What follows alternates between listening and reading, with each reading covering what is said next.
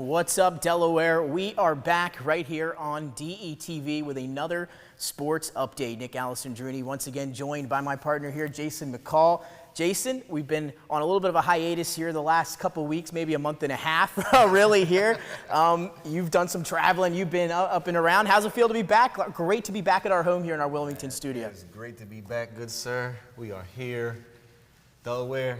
Had to take a little break, enjoy a little bit of the summer, but sports season's getting ramped up. NFL, other sports, get ready to kick back into high gear. So we're here back on high gear for you. Good to be back. It absolutely is. And before we get started, I just wanted to let everybody know a little bit of congratulations to Jason here. Delaware Business Times top 40 under 40. I mean, what an accolade, what an achievement here. And I'm so fortunate to be able to share the desk with you up here in our sports show. I just wanted to say congratulations from all of us here at DETV. That's quite the accomplishment. Man, thank you. Pleasant surprise to me to be nominated, and thank you guys for being a part of my village as well. I couldn't do it without each and every one of you, so we're all a team. So when I win, we all win. Yeah, we appreciate having you, obviously, and we love doing this, so we're happy to be back. Of course, we also are joined by Dennis Pritchett, our director and producer, back behind the scenes, but we're all back. Let's dive into it, as Jason alluded to just a few moments ago. The NFL just around the corner. We've been doing a lot of NBA talk here on our DETV Sports Updates, but now it's time to transition as we get closer and closer to the fall. Preseason week ones are underway, or actually completed now. The Eagles got their first taste of action last Friday against the New York Jets. We'll talk about that. Also, a special treat tonight. We're going to be joined by Martin Frank of Delaware Online, the News Journal, who covers the Eagles, does such a great job. He's been at practice all day today. He's going to come back and tell us a little bit about what he saw up in Philadelphia at the NovaCare Complex and fill us in on some of the questions that we and you all may have at home. So Martin Frank's going to join us here, talk Eagles in just a little bit. We've got a nice 2022 NFL preview for all of you at home, and we're going to get started here in the NFC East. Again, we'll be talking Eagles here rather shortly with Martin, but let's just get started here now, Jason. Let's dive right into the NFL. Let's go. Let's go to the NFC East. Let's look at some of these maybe win total over-unders, talk about what you think of these teams, what I think, and it's all going to get started with the New York Giants. They now have new head coach Brian Daboll, the offensive coordinator formerly of the Buffalo Bills. Tons of success with Josh Allen in that offense up in Buffalo. Now he moves along with a couple of other of those coaches to the Giants there in the Meadowlands. Just initial impression of what you expect from the New York Giants this season. Did he bring Josh Allen with him? Yeah, nope, that would have been quite part of the deal, He right? didn't, right? So we have the Giants over under 6.5. 6.5 wins over under for the Giants this season. I will take the under. Under. I will take the under.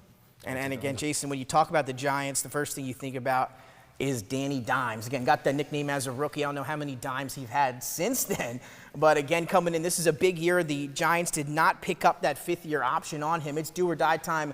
Maybe as you thought last year would be the year, do or die. How'd he look? He got hurt, didn't play a lot, couldn't find consistency there. Here it is. This is a big year, if not maybe the last year to prove himself for Dan Jones. I think that Daniel Jones has the skill set to be a solid quarterback in this league, but he's inconsistent with his turnovers, but also he really hasn't had the same old story with the Giants for the past, 10 years now. The offensive line just doesn't hold up. It's been bad. It's been bad. in recent they've years. tried draft pick after draft pick and free agent after free agent. They just can't seem to get the offensive line right. And then when Saquon's hurt every other season, it makes it hard for your team to sustain some type of momentum. But this season, Danny Jones, I'm calling Danny Dimes. Hasn't earned that, right? He hasn't earned that.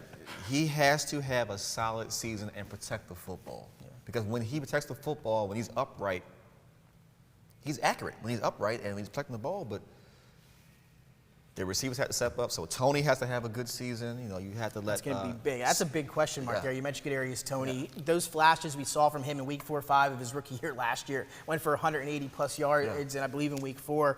He's going to be maybe that main guy now alongside this year for the Giants. He's going to have to stay healthy as well. Yeah, there's no Evan Ingram back there anymore. No Evan Ingram. And again, some people have different feelings about Evan Ingram. Not the best hands, but he was a dynamic playmaker sometimes in that offense. Yeah. And I would say this. They do have a safety valve, though. If Daniel Jones goes off to a putrid start, insert Tyrod Taylor. Tyrod Taylor has been a starter. He's been a backup on various teams. He's a proven winner. He's a steady quarterback, and he provides you with steady play. He keeps the ball. He doesn't turn it over a lot. So if Daniel Jones goes off to a bad start, I would give him I get Daniel Jones 3 or 4 games. With the 17th game in the NFL going forward, you can kind of play around with a few more games than you could in the past. So, but if Daniel Jones gets off to a slow start, I think Tyrod Taylor has to be the starter going forward if Daniel Jones doesn't produce early in the season. And again, interesting you say that. We talked about it before the air. Tyrod getting some first-team reps today with that Giants offense, something maybe you didn't anticipate coming into the season, but that is going on today. So Tyrod getting some first-team reps with some of those other first-teamers. You mentioned they lost Evan Ingram, Logan Ryan. He heads to Tampa Bay to play with the Bucs. Saquon, though, is getting a lot of talk at camp. We talked about him staying healthy. Last couple of years, even he said it, he has not been healthy. This year, all the reports out of Giants camp is he looks fresh, he looks healthy, and he looks quick. The noise is buzzing about Saquon this year. What do you think? You believe the noise, or what do you have for Saquon? Well, I look at Saquon Barkley where I look at Christian McCaffrey. They're both healthy in camp every year. And then it seems like that September grass trips them up somehow and they end up being hurt. So, but Saquon Barkley, when healthy, is a top 5 back in this league. I've had the fortunate opportunity to see him play in person, and I saw him take a swing route 85 yards for a touchdown. So when he gets the ball in open space, he's electric. So if he can stay healthy, if they can manage his workload for the first 6-7 games and then start to increase it by like mid-season or after the bye, I think he'll end up with maybe 1,200 yards, 10, 15 touchdowns, that kind of thing. That'd be great bounce back He season. has to be managed, though. They can't run him 25 times out the gate. That can't happen. And you talked about the offensive line. They wanted to address that in the offseason. They spent the 5th overall pick on Evan Neal from Alabama. He'll be at that right tackle spot. Yes. That'll be big to help him out this year. Also, Kayvon Thibodeau coming off the edge there. One of our favorite picks from the top 10 draft. picks. So we'll see how he does as well the future here this season with the Giants. Over under 6.5. Also, before we move on, you got to talk about Gary Brightwell, the Delaware running back. He is there in camp backing up Saquon Barkley. So Gary, good luck out there rooting for you, Delaware kid. And obviously, before we move on, the Giants receiving core, I had to put this stat in here, one of the worst last year that I've ever seen, so I had to look it up to back it up. They were so pitiful last season that left tackle Andrew Thomas caught more touchdown passes than Kenny Golladay and Kadarius Toney last season. The offensive tackle had more touchdown catches than their number 1 and number 2 wide receivers. So that is something you may never see again in the National Football League for the Giants. The only way you can go is up. So let's move on. 6.5 wins over under. It could be over, but maybe by like 1 game. So you're going over 7? You think they win 7 games? But with the NFC East this year, I think with the reloaded, as we're going to go through the rest of the division here, I'm sorry, I'm going to have to go even. Oh, okay. Even 6 games. So technically, you're going under. So let it go under. Technically going under. I'm going to go. I'll go under then. I'll go under. I'm going to go, because to me, I like Brian Daboll. I think he's a great hire. I think he's going to do great things for that offense there. But it's Daniel Jones that sticks out to me. I just don't think it's just turning the ball over, and we'll talk about Carson Wentz in a second.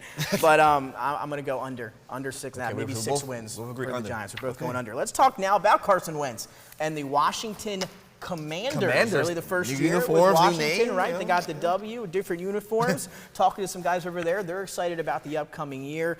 When you talk about the Commanders, one of the best players they had up front was Brandon Sheriff last year. He left. He's over in Jacksonville with Doug Peterson and Trevor Lawrence. So that's a big loss for them. You look to the draft, they added Jahan Dotson, took him in the 1st round. Brian Robinson, the talented running back out of Alabama. He's getting some good looks there. They say they like him a lot. Yeah. Antonio Gibson was working on punt block today.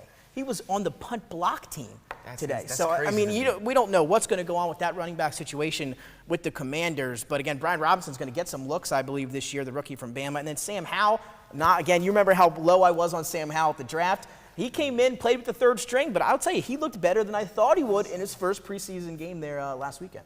Go Heels. That's right. Oh, there you go. I forgot all about it. So they add Carson Wentz. They add Dotson, 1st-round pick. We talked about him. They got now the receiving core, Terry McLaurin, Jahan Dotson, Diami Brown from last year. But Carson Wentz seems to be the key. The defense a couple years ago, that was the big thing for the Commanders. Now the Commanders, then the Washington football team. Chase Young led that defense. They won the division a few years ago. Last year, a big step back. Chase Young, 1.5 sacks through 9 games before he got injured, missed the rest of the season. A completely different team. The defense was absolutely horrible. The offense, not much better there in Washington. Is it going to change this year? Yes. I like Carson Wentz in D.C. So is Wentz your main reason? That's going to change? I like Carson Wentz in D.C. He finally has a true number 1 receiver in Scary Terry. They have a running back by committee system. You can start anybody running back with them, get the same production. I feel with the blocking scheme and the line they have. Yeah, I think McKissick will be in there in the passing you didn't even action. talk about McKissick. He's there as well. Yep. So I think running back by committee is going to work very well for the Commanders. Sorry, I don't want to mess up their name this year. And I do think they have a bounce back season. I really do think Carson Wentz may be the answer temporarily in Washington, D.C. And we're going to find out. That's going to be a big question mark. One of the big topics of the offseason, especially when talking about the NFC East, is the addition of Carson Wentz, who's on his third team in 3 years, now with the Washington Commanders. Carson Wentz, the big issue for him has been on third down, tied for 22nd in third down conversion rate among quarterbacks. Obviously not the best, but like you said, in some other aspects of the game, he seems to show competence, like he can excel at certain things. But when it comes to clutch time, crunch time, third downs, the money downs, red zone plays, and we saw how the season ended in Indianapolis last year with the loss to the Jaguars that cost them a playoff berth. Yeah. You know, that's the thing that they need to figure out, or he needs to figure out coming in. I think Carson Wentz needs to learn how to not play hero ball. That's always been his problem. Yeah, and I agree with that 100%. I think 2017 hurt him in that aspect because he was so good. I think quarters 1 through 3, he's great. Fourth quarter, if they're behind, he tries to do too much. Play within the system, play within your wheelhouse. You have a great deep ball, and you can throw intermediate routes. Just hit the people you need to hit. Don't throw it to the other team. You do that, you have a good season. And really interesting to see. I'm going to definitely try to check him out week 1 with Washington to see how that's going there. We'll see if the Chase Young and that defense can bounce back. Not a great year for them last year coming into that season. They were supposed to be the big part of why they were supposed to be a good team. Top 5 defense. Yeah. Not the case, as they were one of the worst defenses last season. Over under 7.5 games, Jason. Over. So you think, can the Commanders get 8 wins in that division? I think they can reach double digits. I think they reach 10 wins. I want Giants under, so I'll go over here with Washington. I'm a big Rivera fan. I think he's a great coach, a coach that can, you know, we saw him win the division a few years ago in his first year in Washington. So I'm going to go with you over. I'm going to say 8 games. But this is probably the one I'm maybe most unsure about across the league here, because half of me wants to say under, but I'll go over there. So we'll stick with that for the Commanders. Any closing words on Washington? Watch out for them. They may be a dark horse team. I think with the momentum that Carson Wentz has going into this season, and with everybody returning healthy, this may be, with Chase Young being healthy and Carson Wentz rejuvenated, I think the bitter taste in his mouth from Indy may fuel him to a good year this year. You never know what will change you, but also coming back to the NFC, more familiarity with the division and with the conference overall. He's playing at Lincoln Financial Field twice. You know, he played there, but again, it's the whole NFC in general, and then the NFC East as a division. He knows the division well. A lot of the same players are still there from 2 years ago when he was last in the division. So I think the change of scenery, but with him also being familiar with the scenery that he's going to be playing in, that may factor into him having a good season. So that's why I'm kind of bullish on the Commanders. And again, big part of it to me lies on Wentz, but also this offensive line. We know how Carson Wentz plays when he does not have a good offensive line. Things can really go from bad to worse. Brandon Sheriff, of course, leaving 5-time All-Pro on that offensive line for Washington. They're going to have to figure out a way to sustain that offensive line. If they want any, Carson Wentz success this year, that's going to be a big part of it. Up front. So we both go over there. A little bit surprising, but again, that's the one I'm unsure about. Let's now talk about Dallas. I'm sure everybody at home might want to skip the Dallas Cowboys. Over under, and this one really stood out to me, Jason, 10.5 wins for Dallas, and a team, when I look at that roster, yeah, you see Micah Parsons on defense, a few good spots there defensively. Dak Prescott, obviously a good quarterback. They lose La'el Collins, a couple members of that offensive line. That's going to be different. Zeke, another year older. And to me, you lose James Washington in camp. Amari Cooper, he's not there anymore. He's in Cleveland. Michael Gallup's still hurt. Who are they going to possibly throw the ball to in Dallas? And why does Vegas still have them as their NFC East favorite? I don't know, to be honest. Dak can't pitch and catch the ball to himself. All you have is really Dalton Schultz and CeeDee Lamb. That's not enough. I don't think that's enough for them to be successful this year. And this 10.5 over-under is too high. Then you also lost Randy Gregory. You lost Cedric Wilson, La'el Collins. These are people who were starters that you've lost, and you still projected at 10.5 wins. You can't replace that kind of production from more than 3 players. Now, maybe 1 or 2 guys you can replace, but 5 starters, no, I don't see it happening. I don't see 10 wins at all. I'm with you. I'm going under, and again, we'll talk about this as we talk to Martin and the Eagles. I got the Eagles winning the division, and I'm not just saying that because of No, I do as well. Yeah. I honestly look at the Eagles on That's paper. the way Well, I we'll get feel. to them, but looking at them right now from what they did last year to this year, I do think the Eagles will win the division. But back to Dallas, who hasn't been America's team in quite some time. That title has been with the Patriots, to be honest. But Cowboys under 10 wins. I'm going under. And I'll give you a win total. I think the Cowboys go 7-10. 7-10. Well, I'll tell you, if they go 7-10. 7-10, Mike McCarthy will no longer be the head coach in Dallas. There will be some sweeps there for sure. So again, I'm going under. Jason's going under. And now that leads us to our Philadelphia Eagles talk. And now we are joined by the man, the myth, the legend. Covers Eagles for Delaware Online and the News Journal. Was there all day today, checking out all the birds at the NovaCare Complex. We welcome in Martin Frank. Martin, so happy you're able to join us tonight. We're able to squeeze you and really appreciate it. Thanks for having me. Happy to be here. And again, Martin, last time we talked to you was before the NFL draft, and the Eagles were able to jump up. They get Jordan Davis. Also were able to let Nakobe Dean, who slipped to the 3rd round, they take him as well. Just quickly, since that's the last thing we spoke about, how those rookies or the rookie class, Cam Jurgens, et cetera, looking at camp and into the preseason?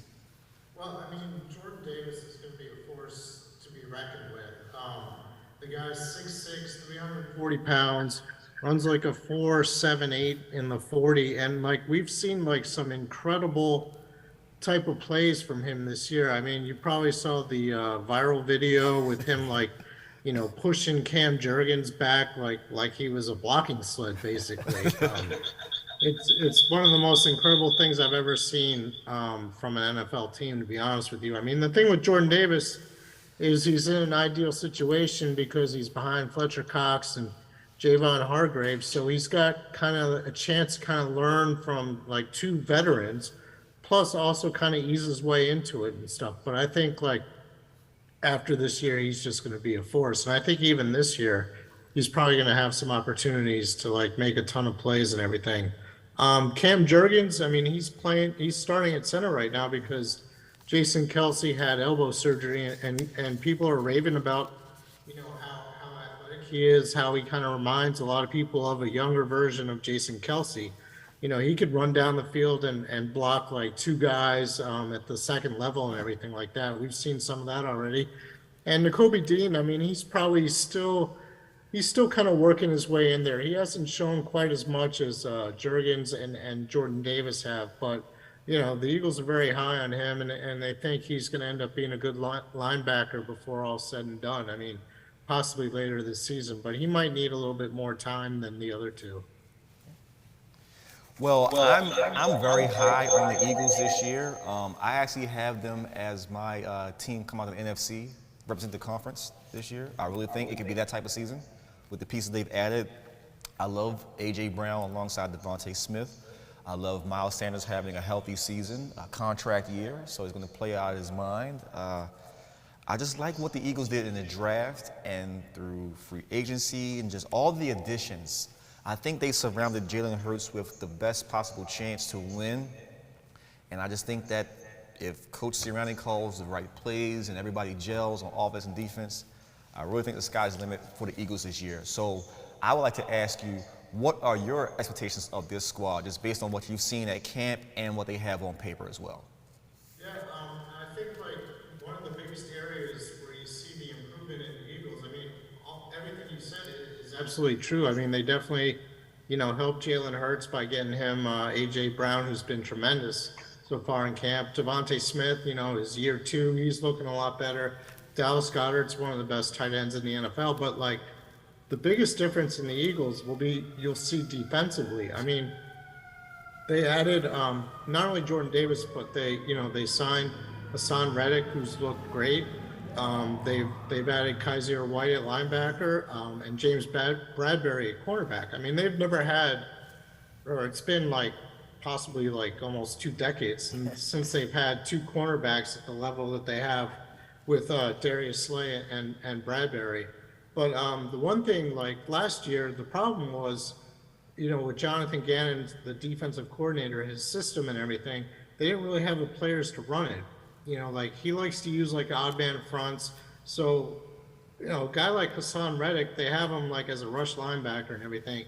And they put him on the field with like 4 defensive linemen. And like you got 5 guys rushing the passer, including somebody like Reddick, who's like incredibly fast for a guy his size.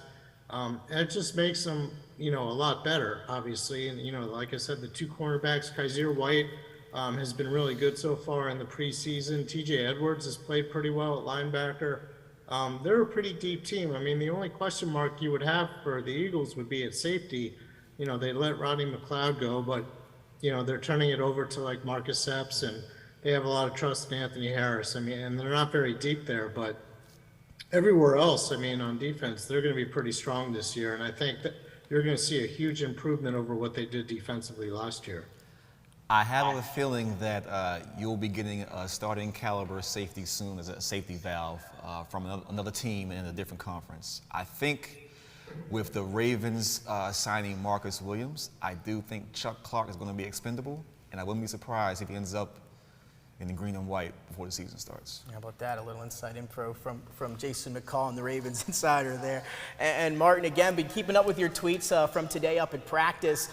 Seemed like a big day for Jalen Hurts out on the field today. Obviously, he's been the main topic of discussion when you talk Philadelphia Eagles and this season upcoming. So what have you seen from him today throughout camp, and do you expect that big, you know, leap this year after getting a whole season under his belt?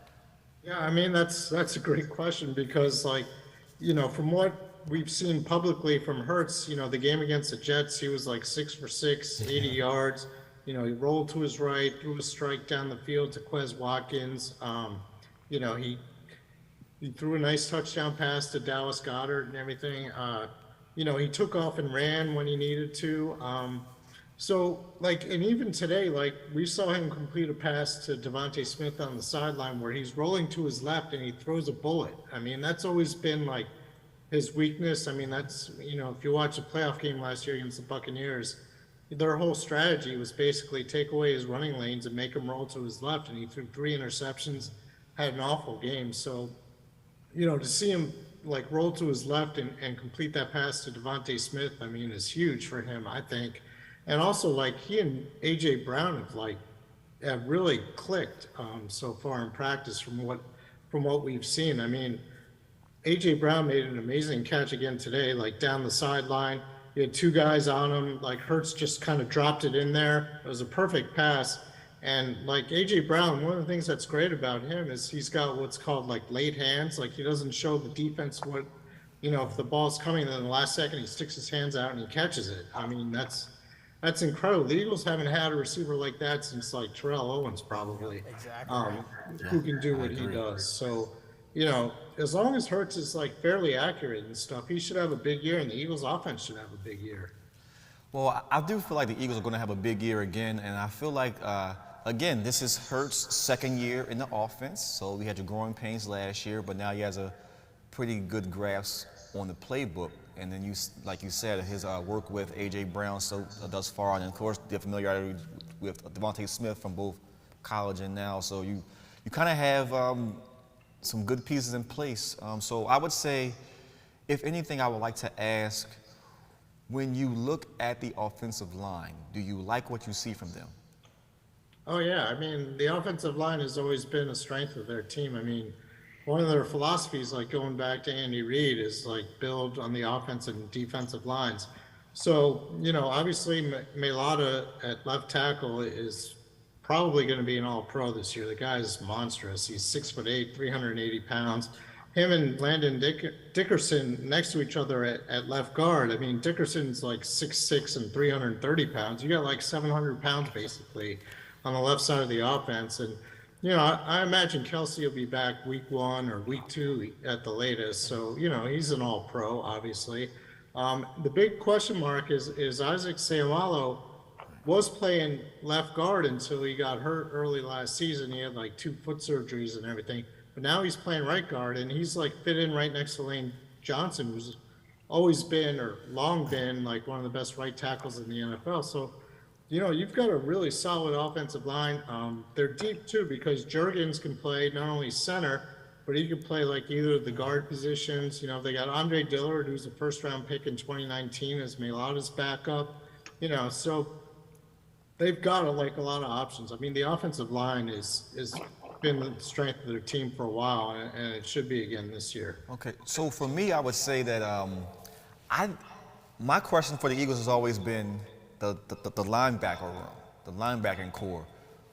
Do you think that with the pairings of the cornerbacks that you added and the safeties, but with the Nakobe Dean and everybody in the linebacking core, do you think the linebacking core will have a bounce-back season to protect the middle of the field and not have those intermediate routes burn them down the field where you had to bring safeties up and then play in cover two and then go over the top? So what do you think the linebackers will bring to the defense this year? Yeah, I mean, it's like they've never really, it seemed like the last 3 or 4 years, they never really cared about the linebacker position. So, like, this is kind of different. You know, Kaiser White's been a starter with the Chargers for the last few years.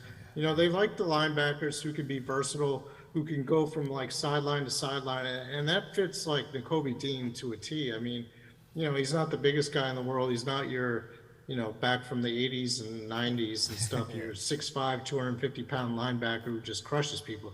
He can, like, cover guys out of the backfield. He can rush the passer, and he could drop back into coverage if necessary. You know, and that's kind of like what they're switching to. You know, TJ Edwards has been solid the last couple of years. He's a decent linebacker. Kaiser White's good. And they like Davion Taylor a lot, believe it or not. He was like their third-round pick in 2020. You know, he's had some injury problems, but he's like a speed guy also who can go from sideline to sideline, you know, and cover people. So he's just, you know, it's definitely a much stronger unit than it's been. I mean, they don't have anybody like Micah Parsons in Dallas, obviously, but, you know, still, you know, they'll be respectable. And as long as the defensive line is getting pressure on the quarterback and Slay and Bradbury are doing their job in the secondary, I mean, they don't need to rely on the linebackers, but they're definitely better than what they've had the last 3 or 4 years. And Martin, obviously year number 2 for the man steering the ship up there, Nick Sirianni. What have you seen or noticed from Sirianni here in year 2? Maybe that's a little bit different than what you saw from him last year as we almost begin the season here. Well, it's kind of funny because, like, you know, last year everyone was saying, oh, man, you're only practicing for like an hour and a half, an hour and 45 minutes. But, like, now he's, like, doubling down on that. Like, he's giving them every third day, like, a walkthrough day. So he's really in tune to, like, the sports science aspect of, like, getting players, you know, the most rest possible and everything like that. And, you know, I think the players respect that, especially the veterans, guys like Brandon Graham and Fletcher Cox, you know, on defense, and Lane Johnson. I mean, you know, it's the season's a marathon. It's not a sprint. You got to get your guys ready for like week 1, and then you got to make sure they're healthy throughout the season. And we saw that last year. I mean, you know, teams were decimated with injuries and stuff, and the Eagles, for the first time in a while, like, didn't really have that many injuries. They were relatively healthy and stuff, and it's kind of been like that so far, you know, in the preseason. So, you know, basically, like, Nick Sirianni does a really good job of listening to his players, especially the veterans, and I think like that pays off, you know, in his strategies and everything like that. I think the players really have a lot of respect for him and what he's trying to accomplish. And Martin, also obviously a big loss for the Eagles, especially on their defensive front last year, was Brandon Graham. And not necessarily for all the things he does on the field, but also the things he does for that locker room and off the field, you know, as a team, as a unit. What has it been like having BG back this year, out with all the guys and bringing that energy that we're used to seeing? Yeah, I mean, that's what BG is. Like, he's, you know, he's 34 years old and stuff, but he still has like the energy and enthusiasm of a guy like a decade younger than that. And it's kind of funny because, like, he's been running on the second team a lot at defensive end this summer. And, you know, he was asked about that, like, you know, does that bother you at all? And he's like, oh, no, I want to make sure, like, the other guys get their chances with the first team so they can develop and everything like that. So, I mean, you know, he hasn't really lost a step from what I've seen so far this year. I mean, coming off like 2020 when he was a Pro Bowl player. I mean, obviously last year was cut short after 2 games with the Achilles and stuff. But yeah, he's still the same. He's a tremendous influence in the locker room, and he's still good. He's still producing, and I think, you know, him back makes the defensive line a lot deeper because, you know, they also have Josh Sweat They have Derek Barnett back for another year, which, you know, may be good. We'll see, right? Less penalties, more His sacks. motions Less are under penalties, more control. sacks. But they also like Teron Jackson, you know, Fletcher Cox in the middle with Javon Hargrave. I've seen some fronts where they've had, you know, Hassan Reddick and Josh Sweat on the outside with like 3 defensive tackles, like Fletcher Cox. Well, actually Hargrave's hurt, but Milton Williams and Jordan Davis, and I think that's pretty ferocious. There's some big guys See up front. like 3 of those guys coming up the middle, and then the 2 guys up in the end. Well, I like the addition of Hassan Reddick, hometown hero, former Temple star. They needed him too. Finally coming back home, playing with the Eagles. He wanted to get drafted by them, but of course he didn't. But now he's finally home. I think he's going to be a great veteran presence in the locker room as well, and he can thump with the best of them. So I think you got another guy you can throw in the middle of the field and get some. I think 11 and a half 11 and a sacks half last sacks, year. They you need know, some of that he's- sack yeah, production he's- coming off the edge. And Martin, again, before we let you go, really appreciate you joining us tonight. Is there anything that you're paying close attention to, or maybe you're watching here as the preseason continues on?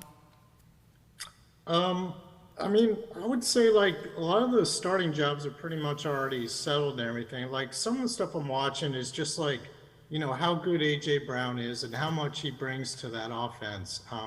You know, not only does he make the catches like I described earlier, where he can like go up and, you know, get it from a couple other guys.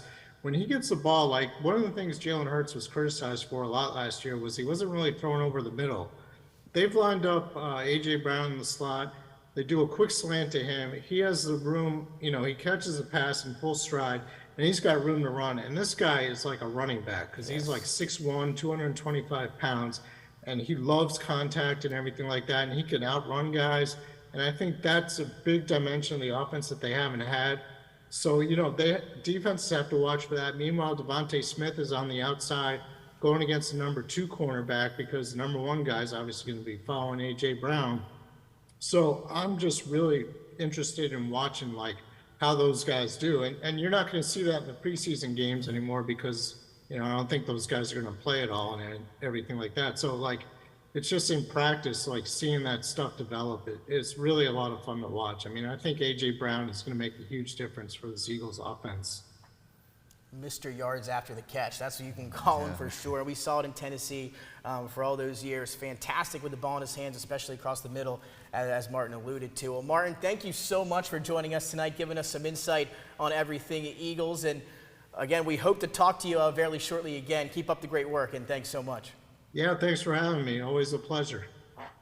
Again, Martin Frank, covering the Philadelphia Eagles for Delaware Online. The News Journal does such a great job. Again, we're keeping up with his tweets all day today. And like we talked to him about, it seems like it was a great day for Jalen Hurts, maybe one of the best practices so far here in 2022. All right, Jason, let's talk about our expectations for the Eagles this year. Whether we have them at, we don't have it. We don't have the over-under on. Over-under? I'll look it up for you, yeah. But I will say, whatever the over-under is, I'm going to go over. You don't even have to know, right? I'm going to go over. You're going over. I'm going over. I'm very bullish on the Eagles. Like I said earlier, I really think they're the team, to me, that may represent the NFC in the Super Bowl this year. I really think this is a Super Bowl season, and the over-under is 9.5. I'll put the Eagles at 13-4.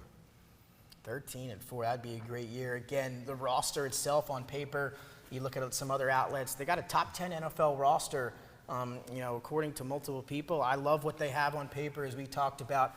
And as Martin said, we loved what we saw to Jalen Hurts. It was just one drive, but it was a darn good one for the third-year quarterback.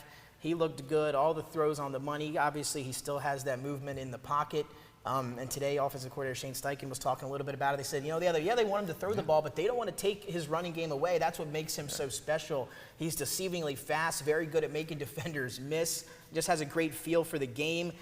This is the year, as we talked about, this is the big year. They got those 2 first-round picks next year in that big quarterback-heavy class that has some star-studded names in it. C.J. Stroud, Bryce Young, the list goes on. This is it. We talked about Tua and his expectations, big year for him, do-or-die year. Is this a do-or-die year now for Jalen Hurts with that draft next year, 2 first-round picks? He's got all the talent around him. How big of a year is it for Jalen? I'm big on having a proven commodity and taking a chance on someone who hasn't played an NFL game yet. So I think Jalen Hurts is actually safe. I believe that his play will speak for itself this year. I think he gets a a bad rap too often than not. I would compare Jalen Hurts' criticism to the criticism that Lamar Jackson gets in Baltimore. I feel like they're a lot better quarterback than what people give them credit for. And when given the full arsenal of weapons and protection, you see what they can do. So I think Jalen Hurts is in for a very big season, maybe 4,000 yards, 30 touchdowns, something like that. I really do think. Plus the rush. And he might run 4,000. I mean, 800 to 1,000. That wouldn't shock me. Because when you have the threats you have in AJ and Devontae, and you have Goddard, then you have running lanes for him and Miles to run through. So I think you're going to see 1,000 yards from both receivers. You might see 1,000 yards from Goddard, and then you might see 1,000 yards from either Sanders and Hurts, or one of the two. Somebody's gonna have 1,000 yards in the back out of the backfield this year. Depends on who it is. But I really think that this is the perfect setup for them to kind of knock on that door. Yeah, I'm with you. Love the roster. I'm taking the over as well. I like what I've seen out of Jalen Hurts in the offseason, what I saw in that game. They finally got him a go-to guy in A.J. Brown. I'm going to go with the over. I have the Eagles winning the division. Interested to see. Can't wait for the week number 1. I believe they lead off with the Detroit Lions. That should be a good one. I'll go ahead and put that down as a win. Detroit much improved the roster here. And again, it's still Detroit. I mean, look, A.J. Brown. I think he's going to take them to the next level. Again, we'll see how the running game goes, but offensive line may be the best in the league. So high expectations this year for the Philadelphia Eagles for sure. We both had them winning the division and over. We're on the same page so far. And I just want to say to the Eagles team, Eagles fans, thank you for getting A.J. Brown out of the AFC. I just thank you. We appreciate it. AFC teams, thank you. Thank you very much. He was so dynamic when healthy with Tennessee. Going to be a big upgrade out wide for the Eagles here in 2022. Again, we've gone through a little bit of a time here now, almost an hour in, and we've just been through the NFC East. We try to preview the entire NFL. We're gonna have to come back next week with the rest of the league. But let's just keep it rolling here we're gonna do one more division here in the NFC. What do you think? An NFC North, NFC West? Let's jump out to the NFC West. Let's do that, because we have a lot to talk about there in the NFC West. Let's jump out to the NFC West. We're going to get started here with the Arizona Cardinals. And again, we're not going to be able to dive into every division like we had planned tonight. That'll continue next week right here on DETV. But let's talk about the NFC West. Let's start with the team that's been in a lot of the offseason news, and that's because of their quarterback, newly signed Kyler Murray, with a big deal for him. He got the 5 years, $230 million, something that him and the Cardinals manager were going back and forth when the summer began. They finally come to that deal. But the thing, Jason, and we're a week or two removed from it, but the big deal when this contract was signed was the study clause that was implemented and then later removed that required Kyler Murray to complete 4 hours of individual film session on his own time throughout the game week. Just thoughts on that clause, the removal of it, and just everything that had to deal with it. If you're a professional quarterback, that shouldn't be in your contract. You should be watching like 8 out, double that, right? That's standard. Yeah. That's standard. And if you're not watching film now, you've been playing quarterback since high school. If you're not watching film now, then something's wrong. And like 4 hours, that might 4 be hours, 1 or 2 games. Right? You should be watching 6 to 8 games a week. You can do that.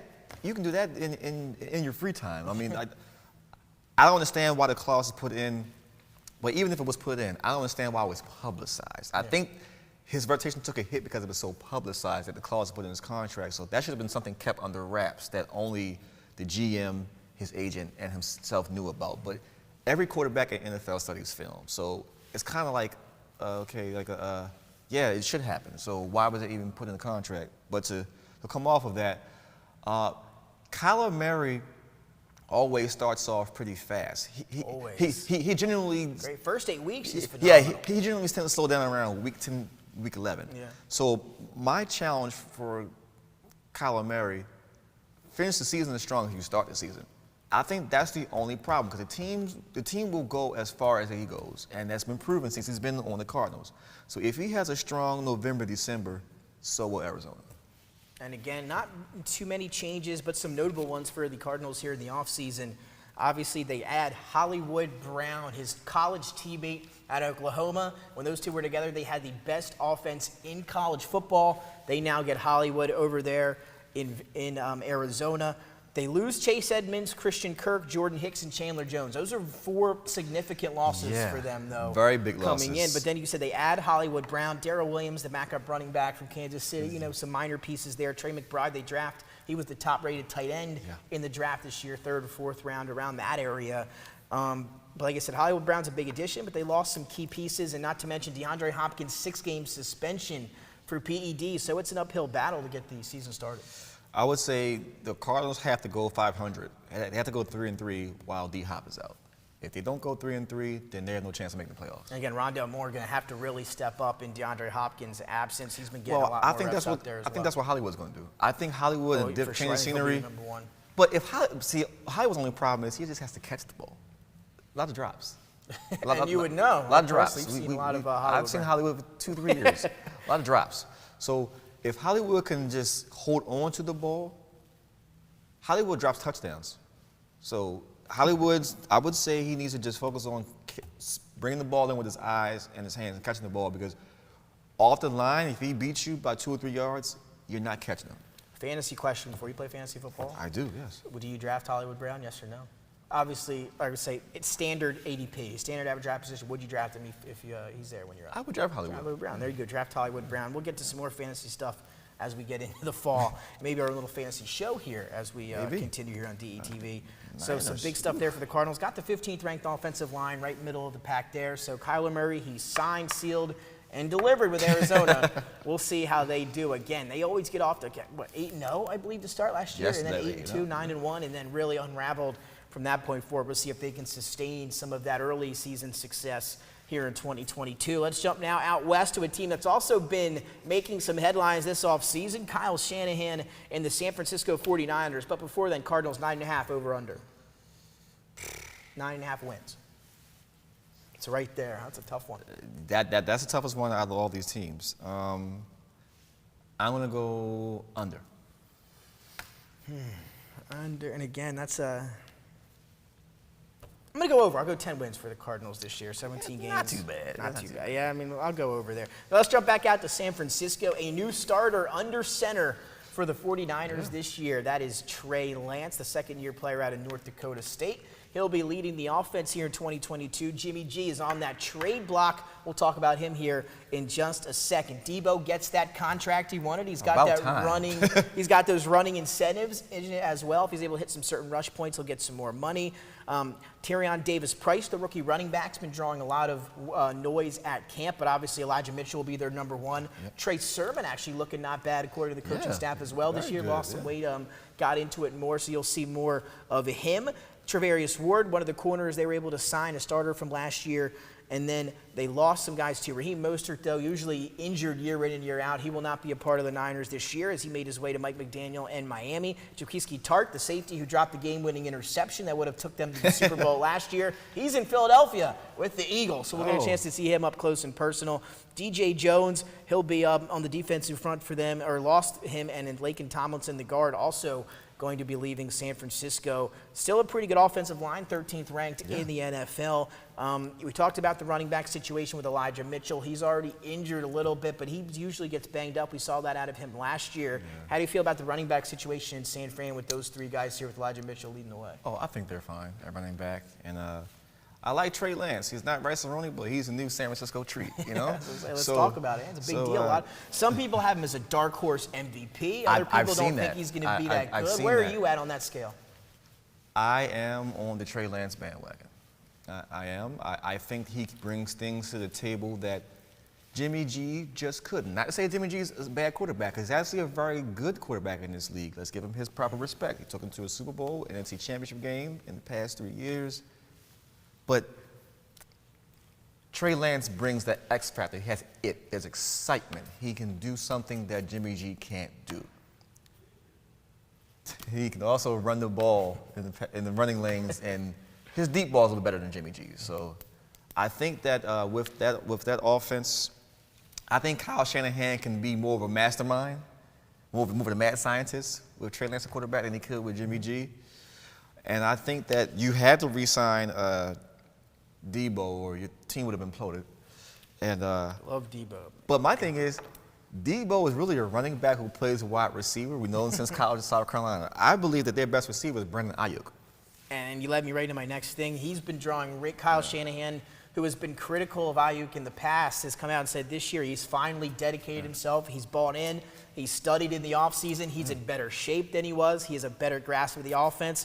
A lot of word coming out about Brandon Ayuk here in this offense this season. What are your expectations for him as a player and wide receiver? Ayuk might be a Pro Bowl alternate.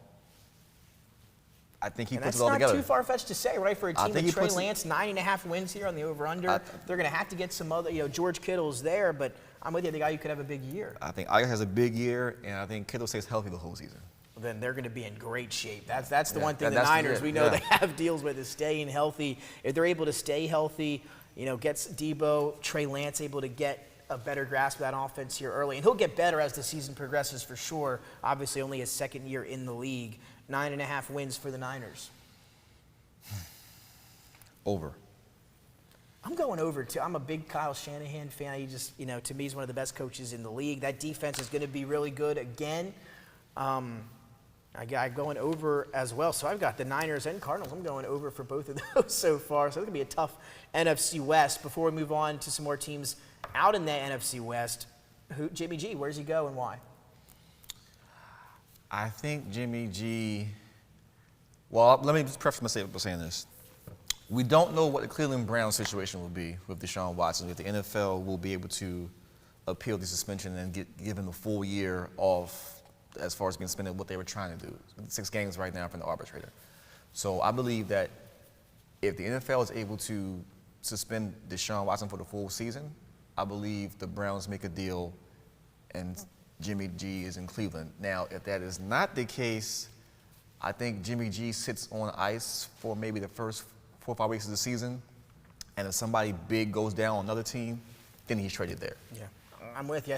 I do agree that Deshaun Watson will most likely have his suspension raised, if not for the whole year. I think if you're Cleveland, I just don't think you can go out with that roster. They have a great defense, a good offensive roster. You look at Chubb, Hunt, Cooper. They've got talent there. I just don't think you can go into a season fully with Jacoby Brissett. And, you got to show your team that you want to win games. You're going to make the necessary changes to do so. I think you're right. I think Jimmy G will be good for them. But obviously they're going to have to wait and see, what happens with Deshaun Watson.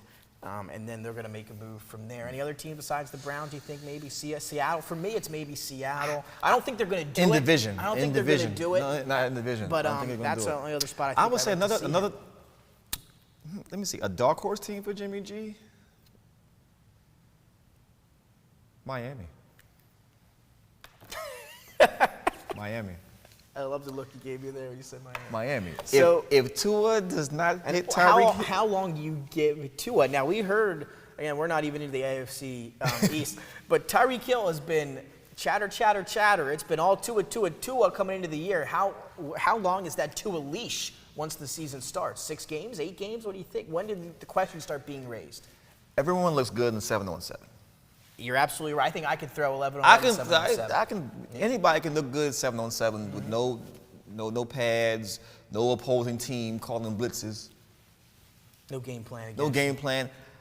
I think you see it in the regular season, and that's what I'll say with Tua. I think this is more of a proven year for Tua than any other quarterback in this league. I would say I'm Jalen there with you, but I'm Tua number one definitely for me. Like you look at some of those quarterbacks, you got Tua. And Tua, for me, another tier up. And then you go down, you got Jalen, who's still iffy, as obviously he's only third year or whatever. Danny Dimes ahead of Jalen. I think it's a big year for him, but obviously different tiers there. I think he's the main focus here. I think this is a year where we see the difference between Tua and Jalen Hurts. And, of course, this goes back to Alabama, I think. That's right. And I think Jalen Hurts proves everybody wrong, proves that he's a better choice even back then, too. SEC freshman offensive player of the year for Alabama was Jalen Hurts way back then before being pulled at the end of that national championship game for Tua. But the topic at hand before we went off the track, Jimmy G, we'll see where he ends up. A lot of possibilities there. Let's jump to the Rams. Who are defending Super Bowl champions. You got 9.5. The Rams with a over-under of 10.5. This is a strong NFC West. Very strong. Like we saw last year. A lot of those guys that they won the Super Bowl with, though, not there anymore. Odell Beckham Jr. to be determined, coming off that ACL tear in the Super Bowl was huge for them when they got him when he was traded from the Browns last year. They also lose Von Miller, who's made his way to Buffalo, a big part of that defensive line up front. Robert Woods over to Tennessee. Andrew Whitworth, the all-pro lineman, retired with that ring. So some question marks there. But then you look at the additions. You look at Bobby Wagner, a former all-pro linebacker. It's Bobby Wagner. you look at Allen Robinson, a former Pro Bowl wide receiver who hasn't played with a good quarterback in his entire career.